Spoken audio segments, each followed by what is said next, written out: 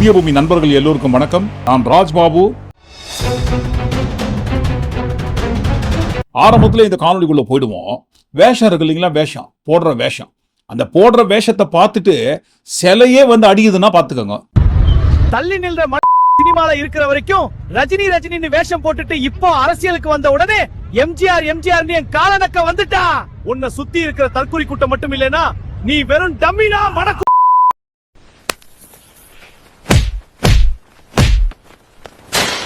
எங்க போனாலும் நான் உன்னை விட மாட்டேன்டா.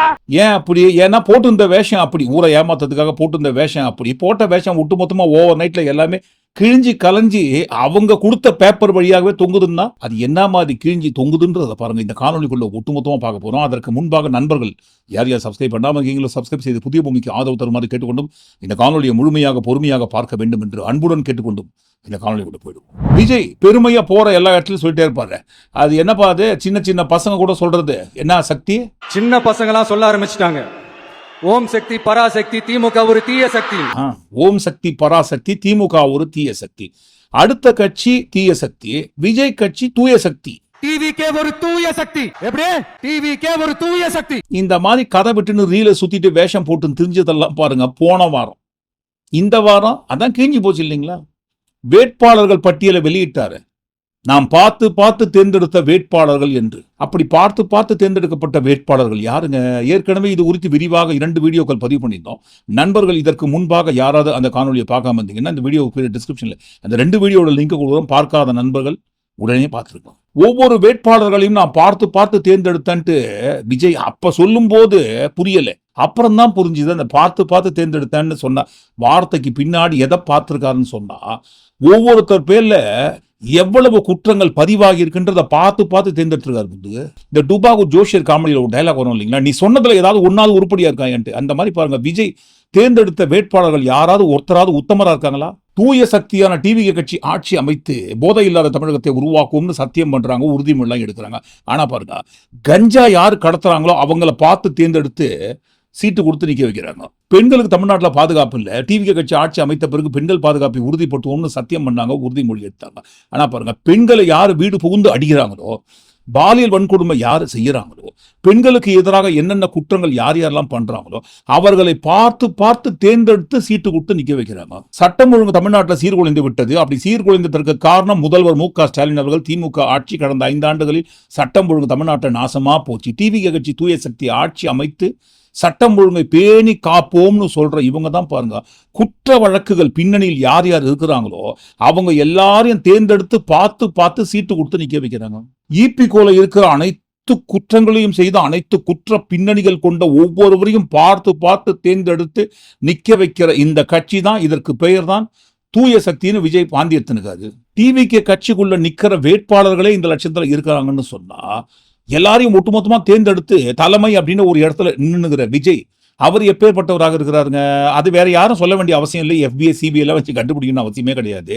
அவர் தாக்கல் செய்தார் இல்லைங்களா, வேட்புமனு தாக்கல் பண்ணும்போது பிரமாண பத்திரம் அதுவே காட்டி கொடுத்து விட்டது அவர் எப்பேற்பட்ட யோக்கியவான் என்று. ஒரு வேட்பாளர் வேட்புமனுவை தாக்கல் செய்யும் போது அவரது சொத்து விவரங்கள் அனைத்தையும் பிரமாண பத்திரமாக அளிக்க வேண்டும். அந்த வகையில விஜய் தாக்கல் செய்த பிரமாண பத்திரத்தில் தான் பாருங்க வசமாக சிக்கி இருக்காது. ஏற்கனவே 50% சிக்கினாரு. பொய் பேசி வீட்டில் இருக்கிற எல்லாருக்கும் கடன் கொடுத்துருக்கான்ட்டு. அதுவும் எப்படிங்க, பெத்த அப்பா அம்மாவுக்கு, கட்டிய மனைவிக்கு, இன்னும் கல்யாண வயது கூட வராத பெற்றெடுத்த பிள்ளைகளுக்கு கடன்லாம் கொடுத்துருக்கான்ட்டு எழுதி வச்சிருக்காரு. பெற்றெடுத்த தாய் தகப்பனுக்கும் கட்டிய மனைவிக்கும் பெற்றெடுத்த பிள்ளைகளுக்கும் எதுக்காக கோடிக்கணக்கில் லட்சக்கணக்கில் கடன் கொடுத்ததாக எழுதி வச்சிருக்காரு. யாராவது இந்த மாதிரி இவங்களுக்கெல்லாம் கடன் கொடுத்ததை எழுதி வச்சிருப்பாங்களா? இல்லை கடன் கொடுத்து இதற்கு முன்பாக நம்ம பார்த்துருப்போமான்னு கேட்கும் போதுதான் அந்த இடத்துல வருகிறது பொய் கணக்கு காட்டுறதுக்காக இவங்களுக்கெல்லாம் இவ்வளவு கடன் கொடுத்துருக்கான்ட்டு ஏதோ ஒரு வகையில கணக்கை சரி பண்றதுக்காக பாருங்க இந்த மாதிரி கணக்கை காட்டுறாரு. அதை அடுத்து வருமான வரி, விஜய் செலுத்த வேண்டிய நிலுவையில் உள்ள வருமான வரி 3,40,00,000 ரூபாய் கட்ட முடியாத அளவுக்கு உண்டான ஏழைங்க அவர்கிட்ட 3,40,00,000 கிடையாது. அதனால பாருங்க பாக்கி வச்சிருக்காரு கடந்த 4 ஆண்டுகளாக. வெறும் சாதாரண நடிகர் என்கின்ற இடத்துல இருக்கும் போதே சினிமாவில் நடிக்கிற சம்பளத்தை ஒழுங்கா கணக்கு காட்டாம வீட்டில் கட்டுக்கட்டா கோடியா கருப்பு பணத்தை பதிக்க வச்சு வருமான வரித்துறை அதிகாரிகள் பிடிச்சி வழக்கு பதிஞ்சு கட்சியில பாருங்க இன்றைக்கு அது உறுதிப்படுத்தப்பட்டிருக்கு. விஜய் வருமானத்தை முறையாக கணக்கில் காட்டாம கருப்பு பணத்தை பதுக்கி வைத்த குற்றத்திற்காக வருமான வரித்துறை விஜய்க்கு விதிக்கப்பட்ட 1.5 கோடி ரூபாய் செல்லும் என்று நீதிமன்றம் உத்தரவு போட்டிருக்காங்க. எந்த ஒரு அதிகாரம் இல்லாமல் ஒரு நடிகர் என்கின்ற இடத்துல இருக்கும்போதே இவ்வளவு வருமானத்தை மறைத்து வரி ஏய்ப்பு பண்றதுக்காக இவ்வளவு தில்லுமுள்ளு பண்றாருன்னு சொன்னா, இவர் கையில அதிகாரத்தை தூக்கி கொடுத்தா அந்த அதிகாரத்தை வைத்துக்கொண்டு இன்னும் எவ்வளவு அக்கிரம அநியாயம் பண்ணுவாரு. இந்த லட்சணத்துல நான் கேரியர் உச்சத்துல இருக்கிறேன், அதை நாடே வேடிக்கை பார்த்துனுக்குது. அப்படி இருக்கும்போது என்கிட்ட தமிழ்நாட்டை கொடுங்க, நான் என்ன மாதிரி லஞ்சம் வாங்காம ஆட்சி நடத்துறேன்னு சொல்லிட்டு பேமா சூசோ இல்லாம உறுதிமொழியெல்லாம் எடுக்கிறாருங்க. அது எப்படி? ஆட்சிக்கு வந்து ஊழல் செய்யவே மாட்டான். அரசியலுக்கு வந்ததுக்கு அப்புறமும் சரி, ஆட்சி அதிகாரத்துக்கு வந்ததுக்கு அப்புறமும் சரி, ஒன்னே ஒன்னு சொல்ற, எழுதி வச்சுக்கோங்க. இதுக்கு முன்னாடி இருந்தவங்க மாதிரியோ இல்ல இப்ப இருக்கிறவங்க மாதிரியோ ஊழல் செய்யவே மாட்டான், ஊழல் செய்யவே மாட்டான். காஷ்மோரான்ற ஒரு படத்துல ஒரு டைலாக் வரும் இல்லைங்களா, நம்ம கூட அடிக்கடி சொல்லுவோமே, ஐயா அவன் வந்து வைக்கலையா வச்சிட்டாயா வந்திருக்கான்னு. அந்த மாதிரி இனிமே வந்து செய்யறதுக்கு ஊழல் எதுவுமே இல்லை. ஆல்ரெடி இருக்கிற ஊழல் எல்லாத்தையுமே செஞ்சு கரைச்சி முடிச்சு குடிச்சுதான் உள்ளவே வராது. எந்த ஒரு அதிகாரமும் இல்லாமலேயே ஊழல்லாம் எந்தெந்த வகையில செய்யணும், வருமானத்தை மறைக்கணும், கணக்கு காட்டாம பதுக்கணும்ன்றத A to Z எல்லாத்தையும் தெரிஞ்சு வச்சுக்கின்னு அது என்ன சக்தி? டிவிக்கே ஒரு தூய சக்தி. எப்படி? டிவிக்கே ஒரு தூய சக்தி. தூய சக்தி.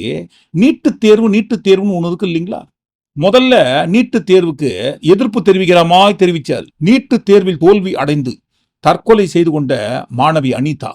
அந்த சமயத்துல விஜய் எப்படியெல்லாம் போய் அழுதாருங்க, என்னென்ன பில்டப்லாம் பண்ணாருங்க, நீட்டு தேர்வுக்கு எவ்வளவு எதிர்ப்பெல்லாம் தெரிவிச்சாருங்க.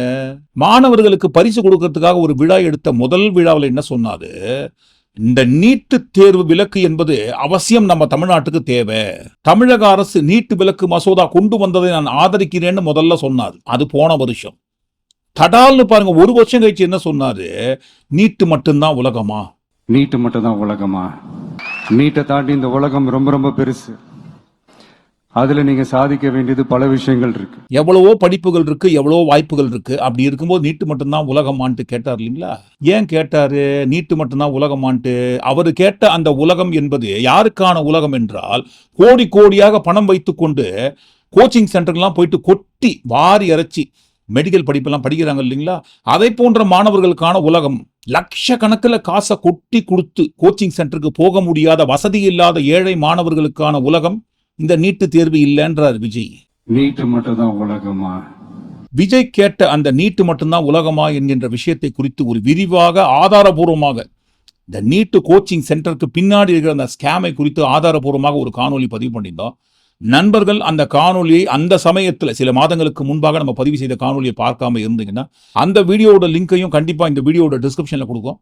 பார்க்காத நண்பர்கள் கண்டிப்பா பாருங்க. அந்த வீடியோல நம்ம என்ன சொல்லியிருந்தோமோ, நீட்டு மட்டும்தான் உலகமானு கேட்ட விஜய் சொல்ற அந்த நீட்டு யாருக்கான உலகம் என்றால் வசதி படைத்த மாணவர்களுக்கான உலகம் என்று. அது சில மாதங்கள் கழித்து விஜய் தாக்கல் செய்த பிரமாண பத்திரம் மூலமாக உறுதியாகிறது. நீட்டு தேர்வு என்பது யாருக்கான உலகம் என்றால் கோச்சிங் சென்டர்ல போயிட்டு லட்சக்கணக்கில் காசை கொடுத்து படிக்கிறவர்களுக்கான உலகம் என்று. விஜய் தாக்கல் செய்த பிரமாண பத்திரத்தில் யார் யாருக்கு கடன் கொடுத்தாருன்னு ஒரு பட்டியல் போட்டிருந்தார் இல்லைங்களா?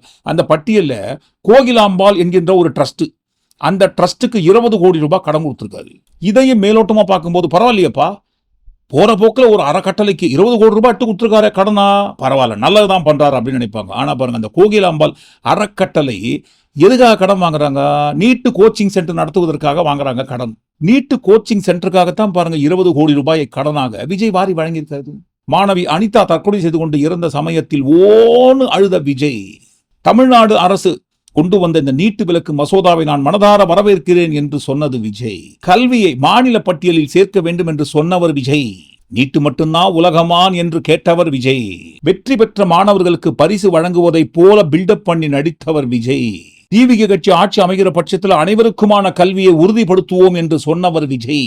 இப்படி கல்விக்கு ஆதரவாகவும் நீட்டு தேர்வுக்கு எதிராகவும் நிற்பதை போல ஊரை ஏமாத்தின வேஷம் போட்டிருந்த விஜயோட ஒட்டுமொத்தமான வேஷம் கலைந்து விஜயோட பிரமாண பத்திரம் மூலமாகவே கலைத்தவர் வேற யாரும் இல்ல, அதுவும் விஜய். நீட்டு கோச்சிங் சென்டர் நடத்துவதற்காக 20 கோடி ரூபாயை கடனாக கொடுத்தவர் தான் பாருங்க இந்த விஜய். அப்போ விஜய் என்பவர் யாருக்கானவருங்க இவரு? இந்த இடத்துல யாரும் நினைப்பாங்க, என்னப்பா இது கல்விக்காக நல்லது பண்றதுக்காக கடனா கொடுத்துருக்காரு, இதுல என்ன தப்பு இருக்கு அப்படின்னு சொல்லிட்டு. ஏன் நல்லது பண்ணணும்னு சொன்னா எவ்வளவோ ஆசிரமம் இருக்கு, ஆசிரமத்துக்கு கொடுங்க. கடனா கொடுக்காதீங்க, சும்மா கொடுங்க. எவ்வளவோ ஆசிரமங்கள் ஊருக்குள்ள இருக்கும்போது அந்த ஆசிரமத்துக்குலாம் சும்மா வேண்டாம், கடனா கூட கொடுக்காத விஜய் நீட்டு கோச்சிங் சென்டர் நடத்துவதற்கு மட்டும் 20 கோடி ரூபாய் எப்படிங்க கடன் கொடுக்குறாரு? அங்கதான் நிக்கிது பாருங்க பணம் காய்க்கிற மரம். ஆசிரமத்துல கொண்டு போயிட்டு கோடி கோடியா பணத்தை கொட்டினா அதுல என்ன லாபம் இருக்கு? பணம் காய்க்கிற மரம், கோடி கோடியா ரிட்டர்ன்ஸ் எவ்வளவு போட்டாலும் திரும்ப கோடி கோடியா ரிட்டர்ன்ஸ் வரக்கூடிய அளவிலான பணம் காய்க்கிற மரத்துக்கு முன்னாடி காசை கொண்டு போயிட்டு கொட்டினா கூட திரும்ப வரும். அப்படி கோடி கோடியாக வட்டியும் முதலுமா திரும்பி வரக்கூடிய ஒரே ஒரு இடம் எதுன்னு சொன்னா பணம் காய்க்கிற மரமான நீட்டு கோச்சிங் சென்டர். இந்த நீட்டு கோச்சிங் சென்டர்ல எந்தெந்த வகையில எப்படி எப்படி எல்லாம் பணம் காய்க்கும், பணம் வரும்ன்றது தான் பாருங்க அந்த காணொலியில். சில மாதங்களுக்கு முன்பாக விஜய் கேட்ட அந்த கேள்வி, நீட்டு மட்டும்தான் உலகமானு கேட்ட காணொலியில் ஆதாரபூர்வமாக பதிவு பண்ணியிருந்தோம். இந்த நீட்டு கோச்சிங் சென்டர் என்கின்ற பெயரில் கொள்ளையடிக்கிற கோடிகளை குறித்து, கல்வி என்கின்ற பெயரில், மருத்துவ படிப்பு என்கின்ற பெயரில், கோச்சிங் என்கின்ற பெயரில் ஆயிரக்கணக்கான லட்சக்கணக்கான கோடிகள் கொழுக்கும் இடம் தான் பாருங்க அந்த நீட்டு கோச்சிங் சென்டர் என்கின்ற இடம். நமது ஒட்டுமொத்த தமிழ்நாடும் தமிழ்நாட்டு மக்களும் நீட்டு தேர்வுக்கு எதிராக இருக்கும்போது அந்த நீட்டு தேர்வுக்கான கோச்சிங் சென்டர் நடத்துவதற்கு பாருங்க 20 கோடி ரூபாய் வட்டிக்கு விஜய் கொடுத்திருக்காரு. சாரி, விஜய் சேட்ஜி கொடுத்திருக்காரு. விஜய் பிரமாண பத்திரம் தாக்கல் செய்து அந்த பிரமாண பத்திரத்தில் கடன் கொடுத்த பட்டியலை பார்த்த அந்த நொடி முதல் விஜய் என்கின்ற பெயர் வெறும் விஜய் கிடையாது, விஜய் சேட்டு. பணத்தை எப்படி குட்டி போட வைக்கிறதுன்ற ஒரு ரகசியம் நன்றாக அறிந்து வைத்திருக்கிறார் விஜய். மறுபடியும் சாரி, விஜய் சேட்டு. எந்த இடத்துல கோடிக்கணக்கில் கடனை கொண்டு போயிட்டு கொட்டினா அந்த கோடிகளுக்கு வட்டி தவறாம எந்த இடத்துல இருந்து வரோன்றது நல்லா தெரிஞ்சு வச்சுக்கின்னு நாடி நரம்பு ரத்தம் சத புத்தி எல்லாத்துலயும் வட்டி வெறி ஊறி போய் யோசிக்கிற ஒருத்தனால் தான் எந்த இடத்துல கொண்டு போயிட்டு காசை கொட்டினா வட்டி தவறாம 1ஆம் தேதி ஆனா வரும்ன்றது தெரிஞ்சு வச்சுக்க கூடிய அளவிலான அவ்வளவு வட்டி வெறி பிடிச்சவர் தான் இந்த விஜய் சேட் என்பவர். ஒரு சாதாரண நடிகராக இருக்கும் போதே எந்தெந்த வகையெல்லாம் பணத்தை போட்டு புரட்ட முடியுமோ அந்த பணத்தை இரட்டிப்பாக்க முடியும்ன்ற ஒரு ரகசியத்தெல்லாம் தெரிஞ்சு வச்சுனுக்கிற இவர் கையில அதிகாரத்தை தூக்கி கொடுத்தா அந்த ஆட்சி அதிகாரத்தை வைத்துக்கொண்டு என்ன பண்ணுவாரு? இதை குறிப்பிட்டு தான் சொல்றது, ஆட்சிக்கு வந்து ஊழலே செய்ய மாட்டான். ஒன்னு சொல்றேன், எழுதி வச்சுக்கோங்க. இதுக்கு முன்னாடி இருந்தவங்க மாதிரியோ இல்ல இப்ப இருக்கிறவங்க மாதிரியோ ஊழல் செய்யவே மாட்டான். செய்ய வேண்டிய ஊழல்லாம் ஏற்கனவே ஒட்டுமொத்தமா செஞ்சுட்டு தான் உள்ள வந்திருக்கேன்னு சொல்லும் போது இனிமே வந்து நான் செய்யறதுக்கு என்ன கத்துக்கிறதுல இருக்குது? கத்துக்குன்னு தான்ப்பா வந்திருக்கேன் எந்தெந்த வகையெல்லாம் ஊழல் பண்ண முடியும்ட்டு. இந்த லட்சணத்துல அது என்ன சக்தியே? டிவிக்கே ஒரு தூய சக்தி. அடுத்து தூய சக்தின்னு வேஷம் போட்டு ஊருக்குள்ள தெரிஞ்சிருக்கிற வேஷதாரியோட முகத்திரை வேஷம் கிழிஞ்ச வரிசையில லட்சம் 50 லட்சம் ஸ்பாட்ல இருந்து எடுக்கிறாங்க. விஜயோட தூய சக்தி டிவிக்கு கட்சி திருச்சி லால்குடி வேட்பாளர் கிருஷ்ணன் என்பவரோட மைத்துனர் வீட்டுக்கு சோதனைக்கு போறாங்க. அப்படி சோதனைக்கு போன இடத்துல பாருங்க லட்ச லட்சமா காசு எடுக்கிறாங்க ஸ்பாட்லயே. இந்த இடத்துல இவ்வளவு காசு இருக்குமான்ட்டு யாராவது யோசிப்பாங்க? அந்த இடத்துல தான் பாருங்க பதுக்கி வைக்கிறாங்க ஸ்பாட்லயே 50 லட்சம். திருச்சி மாவட்டம் லால்குடி அருகே தாவைக்க வேட்பாளர் மைத்துனர் வீட்டிலிருந்து 50 லட்சம் ரூபாயை வருமான வரித்துறையினர் பறிமுதல் செய்தனர். லால்குடி தொகுதி தாவைக்க வேட்பாளர் கூப்ப கிருஷ்ணனின் மைத்துனர் மழவனூரைச் சேர்ந்த நீலமேகம், அவரது மகன் அரவிந்த் ஆகியோர் வீட்டில் பணம் இருப்பது குறித்து தேர்தல் பறக்கும் படையினரும் வட்டாட்சியரும் தகவல் அளித்தனர். விஜயோட டிவிகே கட்சியோட திருச்சி லால்குடி வேட்பாளரோட மைத்துனர் வீட்டில் எதற்காக 50 லட்சம் ரூபாய் கட்டுக்கட்டா காசை ஹாட் கேஷா பதுக்கி வைக்கணும்? யாருக்கு கொடுப்பதற்காக? யாருக்கு கொடுத்து ஓட்டு வாங்குவதற்காக? ஏன்னா ஊர்ல இருக்கிற கட்சிகள்லாம் காசு கொடுத்து ஓட்டு வாங்கிக்கிறாங்க. அப்படி யாரு கொடுத்தாலும் வாங்கிக்கோங்க, எல்லாம் உங்க பணம் தான், வாங்கிக்கோங்க. வாங்கின்னு அவங்க செவிலியே விசில ஊதி அனுப்புங்கன்னு சொன்ன தூய சக்தி தானே விஜய். வண்டியா வச்சிருக்கிற பணத்தை என்ன பண்றதுன்னு தெரியாம இப்ப உங்க எல்லார்கிட்டையும் கொடுத்து எப்படியாவது ஜெயிச்சிடலாம்னு கனவு காணிட்டு இருப்பாங்க. நான் முன்னாடியே சொன்ன மாதிரி எல்லாத்தையும் வாங்கிக்கங்க. வாங்கிக்கிட்டு அவங்க காதுலயே விசில ஊதி அனுப்புங்க. எப்படி? அவங்க செவிலே விசில ஊதி அனுப்புங்க. எப்படி ஸ்மார்ட்டா நம்மளை ஏமாத்தி கொள்ளையடிச்சாங்களோ நாமளும் ஸ்மார்ட்டா இந்த திமுக அரசுக்கு வேட்டு வைக்கணும். வைப்பீங்க தானே? இன்னும் ஆட்சி அதிகாரத்துக்கு கூட யாருமே வரலங்க. புது கட்சி இப்பதான் ஆரம்பிச்சிருக்காங்க. கட்சி அளவுல இருக்கிற ஒரு சாதாரண அந்த கட்சியோட வேட்பாளராக இருக்கும் போதே அவருடைய சொந்தக்கார் வீட்லயே மைத்துனர் வீட்லயே ஸ்பாட்லயே 50 லட்சம் ரூபாய் கட்டுக்கட்டா எடுக்கிறாங்கன்னு சொன்னா அப்ப அந்த கிருஷ்ணன் என்கின்ற டிவிகே கட்சியோட வேட்பாளர் வீட்டுல எவ்வளவு இருக்கும்? எந்தெந்த இடத்தெல்லாம் பதுக்கி வச்சிருப்பாரு? ஏது இந்த காசெல்லாம் எதுக்காக பதுக்கி வைக்கிறாங்க? யாருக்கு கொடுக்கறதுக்காக? எதன் மூலமா ஓட்டு வாங்கறதுக்காக? எதுக்குப்பா இவ்வளவு காசெல்லாம் கொடுத்து ஓட்டு வாங்கறதுக்கு முயற்சி பண்றீங்க? விஜய் என்கின்ற ஒரு மாஸ் பவர் பில்டப் ஃபேஸ் போதாதா? அந்த ஃபேஸை காட்டினால 234 தொகுதியிலும் விஜய் தான் நிக்கிறான்னு நீங்க நினைச்சே ஓட்டு போடுங்கன்னு சொல்லும்போது விஜய் ஃபேஸை மூஞ்சில ஓட்டின்னு போய் ஓட்டு கேட்க வேண்டியதானே? ஏன்னா 234 தொகுதியில நான் தான் நிக்கிறேன்ட்டு நாங்க சொல்லல, விஜய் தான் சொன்னாரு. மதுரை கிழக்கு வேட்பாளர் விஜய், மதுரை மேற்கு வேட்பாளர் விஜய், மதுரை மத்தி வேட்பாளர் விஜய், மதுரை தெற்கு வேட்பாளர் விஜய், மதுரை வடக்கு வேட்பாளர் விஜய், மேலூர் விஜய், சோழவந்தான் விஜய், திருப்பரங்குன்றம் விஜய், திருமங்கலம் விஜய், உசலம்பட்டி விஜய் விஜய் விஜய். விஜய் விஜய் விஜய் விஜய்னு சொல்லக்கூடிய அந்த 234 தொகுதியோட வேட்பாளர் முகத்தை காட்டாம எல்லார் முகத்துக்கு மேலேயும் விஜயோட ஃபேஸ் மாஸ்கை போட்டு போயிட்டு ஓட்டு கேளுங்க. விஜய் என்கின்ற ஒரே ஒரு முகத்துக்காக ஓட்டை கொண்டு வந்து கூட்டுவாங்க. அதை விட்டு எதுக்காக வேட்பாளரோட சொந்தக்கார வீட்டுல எல்லாம் 50 லட்சம் 60 லட்சம் 80 லட்சம் 90 லட்சம் 1 கோடின்னு பதுக்கி வைக்கிறீங்க? முதலும் கோணல் முற்றும் கோணல் சொல்லக்கூடிய வகையில வந்து ஊழல் பண்ண வேண்டியதில்லை. ஆல்ரெடி ஊழல் பண்றதுக்காக தான் வந்திருக்காங்க. இந்த லட்சணத்துல என்ன சக்தி? டிவிக்கே ஒரு தூய சக்தி. 50 லட்சம் ஆரம்பத்திலே போடுறீங்கன்னு சொன்னா, போடுறதுக்கு தயாரா இருக்கீங்கன்னு சொன்னா, அந்த 50 லட்சம் அவருக்கு யார் கொடுத்தாங்க? சரி, அவர்கிட்ட இருக்குன்னு வச்சுப்போம். அந்த 50 லட்சத்தை போட்டுட்டு எத்தனை கோடி அவர் அல்றதுக்காக இப்பவே இந்த 50 லட்சத்தை முதலீடு பண்றாருப்பா. இந்த லட்சணத்துல டிவிகே கட்சி வாக்குறுதி நிறைய வாரி வழங்குதுன்னு சொல்றாங்க. இவ்வளவு வாக்குறுதிகளை கொடுக்குறாங்களே, இந்த வாக்குறுதியை நிறைவேற்றத்துக்கு இவங்களுக்கு எங்கிருந்து காசு வரும்னு கேட்கறாங்க. ஏன் வராது? ரொம்ப சிம்பிள். ஜிஎஸ்டி மாதிரி தமிழ்நாட்டில் இன்னொரு டாக்ஸ் இருக்கு, எஸ்எஸ்டி, ஸ்டாலின் சார் டாக்ஸ். 30% உங்க குடும்பத்துக்குன்னு ஒதுக்குறீங்க இல்லைங்களா?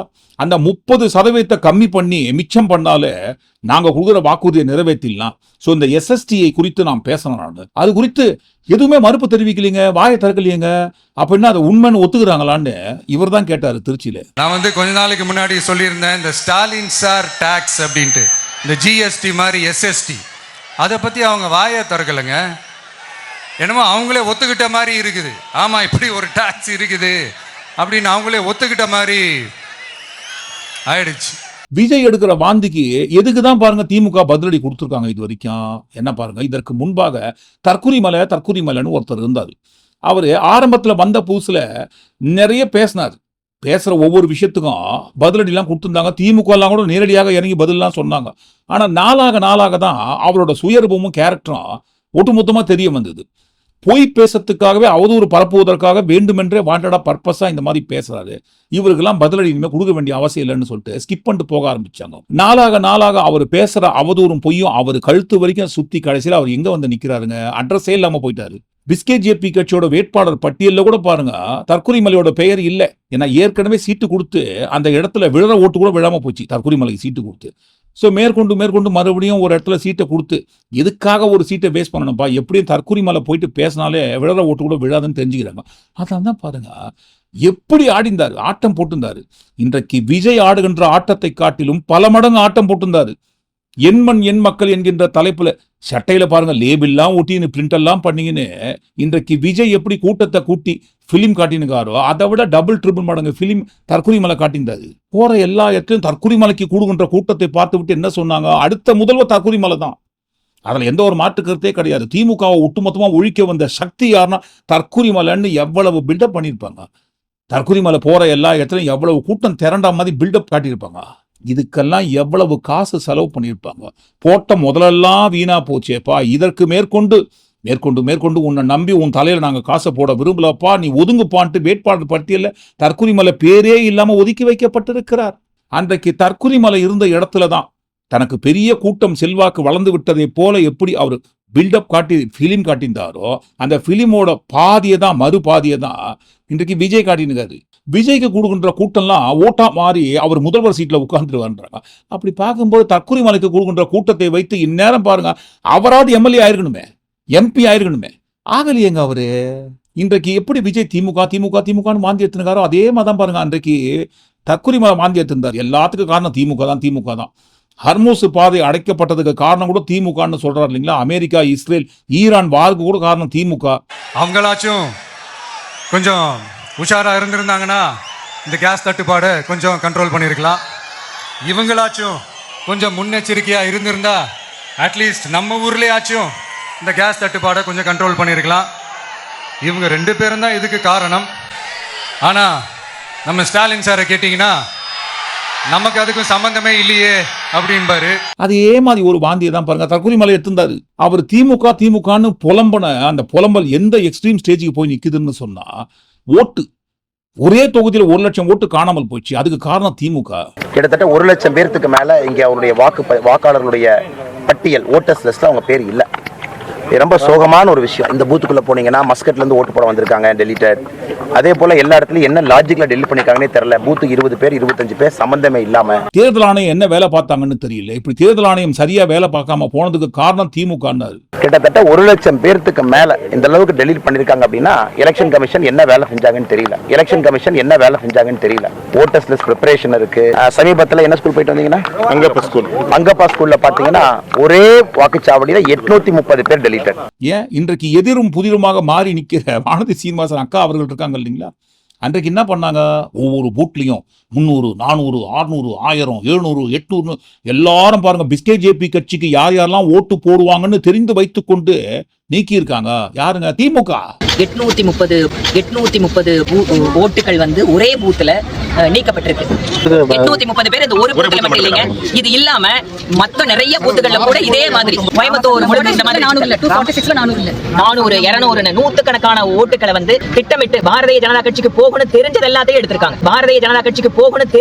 எடுத்திருக்காங்க. நீங்க நிக்கிறது எல்லாமே பாத்தீங்கன்னு சொன்னா யாரோட ஓட்டு இல்லன்னு பார்த்தா டெஃபினட்டா அவங்க பிஜேபிக்கு தான் போட்டிருப்பாங்க, இல்ல போடுவாங்க அப்படின்னு இருக்கிறவங்களோட ஓட்டுகளை தான் திட்டமிட்டு எடுத்திருக்காங்க. தேர்தல் ஆணையம் யாரோட அதிகாரத்தின் கீழ் எங்குது அப்படின்ற ஒரு விஷயம் கூட தெரிஞ்சிக்காம திமுகன்ற ஒரே ஒரு கட்சி அவங்க கண்ணை ஒட்டுமொத்தமா மறைச்சு எல்லாத்துக்கும் காரணம் திமுக அன்னைக்கு தற்குறி மலை இருந்த இடத்துல தான் பாருங்க இன்றைக்கு விஜய் இருக்கிறாரு. அன்றைக்கு தற்குறி மலைக்கு கூடிய கூட்டமே ஒட்டுமொத்தமா திரண்டு வந்து ஓட்டு பூத்துக்கு முன்னாடி வந்து நின்று ஓட்டு போட்டுதான் அவர் அன்றைக்கே எம்பி ஆகியிருப்பாரு. ஏன் ஆகலைங்க? அப்புறம் தான் தெரிஞ்சுது தற்குறி மலை போற எல்லா இடத்துலையும் கூடிய கூட்டம் தானா சேர்ந்த கூட்டம் கிடையாது, இவங்களா காசு கொடுத்து செட்டப் பண்ணி சேர்த்த கூட்டம்ட்டு. அதே இடத்துல தான் பாருங்க இன்றைக்கு விஜயும் நிற்கிறார். விஜய்க்கு ஒரு பெரிய மாசு இருப்பதை போல எங்க போனாலும் திரளாக கூட்டம் திருಳುவதை போல பில்டு பண்றாங்க இல்லைங்களா? இந்த பில்டப்புக்கு பின்னாடி இருப்பதும் காசு. அந்த உண்மையையும் பாருங்க வேற யாரும் வெளியே சொல்லலைங்க. அந்த டிவிகே கட்சியோட வேட்பாளர்கள் தான் அந்த உண்மையும் சேர்த்து போட்டு உடைச்சிருக்காங்க நடு தெருவில். ஏற்கனவே போட்ட வேஷம் கலைஞ்சி போய் தான் பாருங்க சிலையே எந்திரிச்சு வந்து அடிக்கு மேல அடி வாங்கினுக்காரு.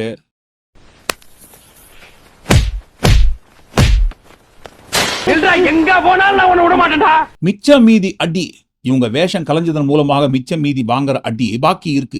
அதை பாருங்க இந்த இடத்துல கட் பண்றோம். இந்த காணொலியின் தொடர்ச்சியாக நாளைக்கு வெளியிடும் காணொலியை ஓபன் பண்றோம். நீங்க இந்த காணொலிக்குள்ள வந்த விஷயங்கள் எல்லாத்தையும் ஒட்டுமொத்தமா கூட்டி கழிச்சு வேஷம் கலைஞ்சி கிழிஞ்சி தொங்கி நிற்கிற வேடதாரி விஜயோட முகத்திரையை குறித்து நீங்க என்ன நினைக்கிறீங்க? கண்டிப்பா கருத்து தவறாம பதிவு. மீண்டும் நாளை காணொலி எல்லாம் சந்திப்போம். நன்றி, வணக்கம்.